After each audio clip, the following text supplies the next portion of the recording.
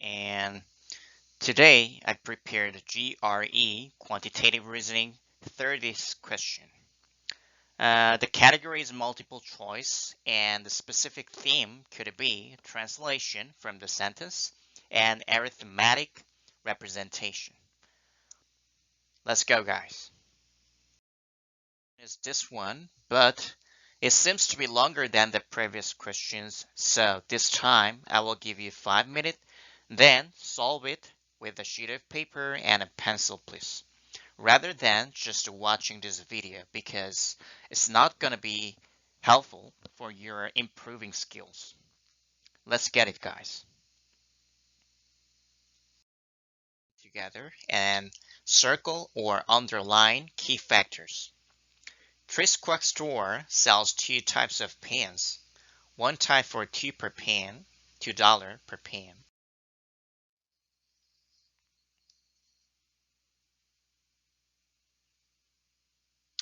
And the other type for $3 per pen.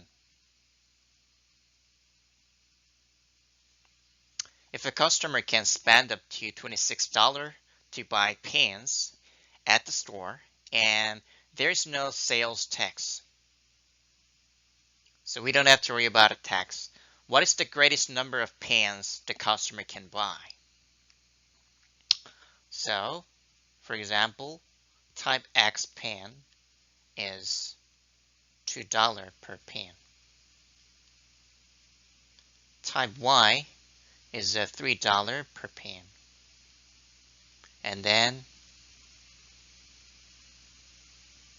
customers or a customer can spend up 26.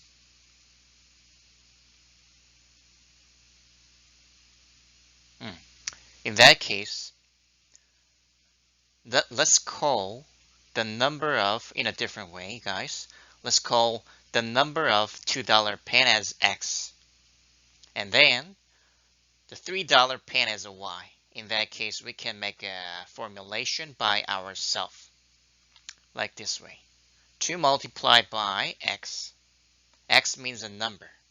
And then 3 multiplied by Y equals total price, which means that $26. That's it. And then what is the greatest number of pens the customer can buy? From this formulation, what we have to figure out is the maximum number. Maximum of X plus Y. Is it correct? Yes, right. In that case, how can we figure out, even though there is only one equation? Because to get the exact number of X and Y, there should be 2 equations. Because there are 2 unknown factors or unknown number with X and Y.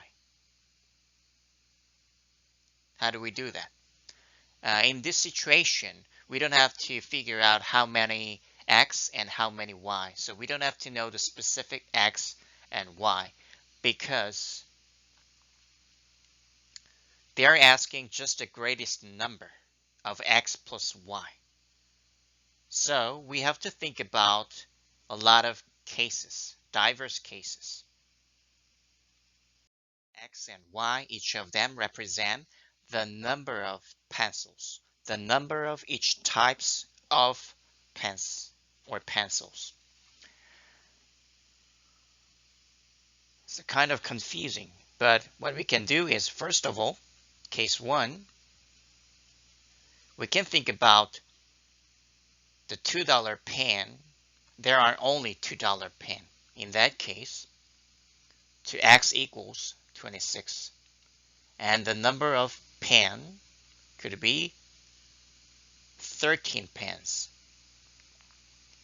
And let's think about case 2 with navy color. We can also think about in an opposite way, as a reverse way, which means there could be only like a $3 pen because from the sentence, there's no like a condition that we have to have both $2 and $3 pens. Doesn't make sense. So we can think about the case when there are solely $3 pen or like a $2 pen. In that case,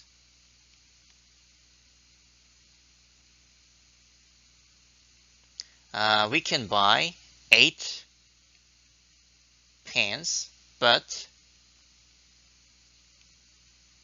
8 pens means a $24. So we also have a $2 remnant. In these situations, with $2, we can buy one of X. Does it make sense? Yes, right. So in that case, X could be 1, Y could be 8. Total 9 pens.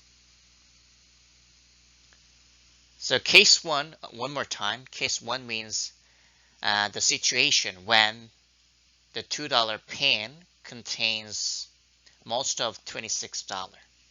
So in that case, we could figure out 13 pens of X and Y could be 0 pen. And case 2 could be the situation when we can have mostly $3 pens. So in that case, the customer can have 8 pens of $3 and 1 pen of $2. 1. So totally 9 pens. In that case, what is the greatest number of pens the customer can buy? What is it? 9? No. 10? No. So we already figured out the maximum number is 13 from this solution. So we can just click E. So 13 is the correct answer.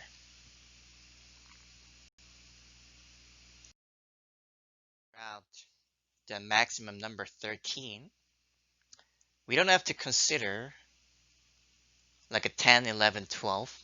And then even though there was a case 9, but it couldn't be the suitable solution, suitable like a answer.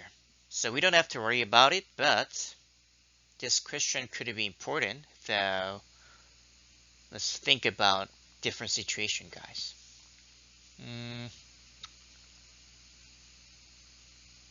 Such as, what about this one?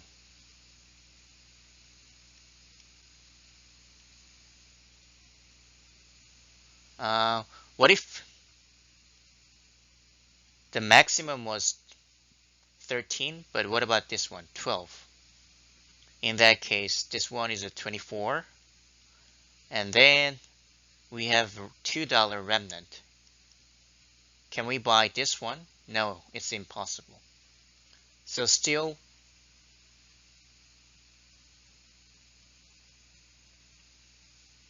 it's impossible. And then as we talked about it, like a case 1, it should be 13 because with remnant $2, we can only buy $2 pencil.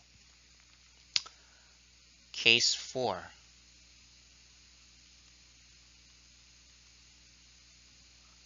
Let's reduce the number as 11. In that case, $22, 3y equals 26. 3y equals $4. In that case, we can only buy one of $3 pen, and then 11 of $2 pen.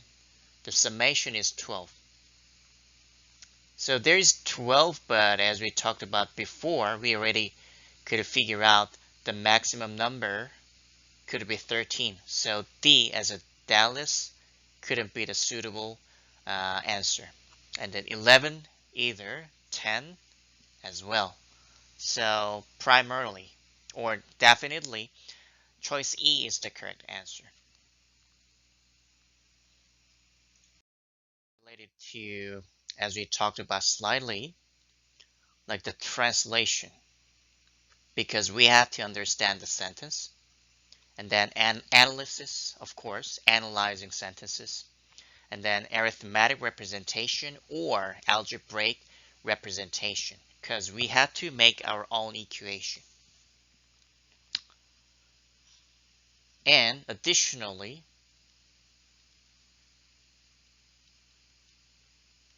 at the end of this lecture, I want to emphasize equations, because this types of question was tricky, because when we figure out unknown two factors such as x and y, in that case there should be two equations. However, from the question, there was only one equation, and then we had to figure out the number of x and y. So that's why it could be tricky, and then it could make students could feel like nervous or frustrated. But please keep in mind that in this situation, they are asking just a total of x plus y. So we don't have to figure out the specific x and y, even though we calculated.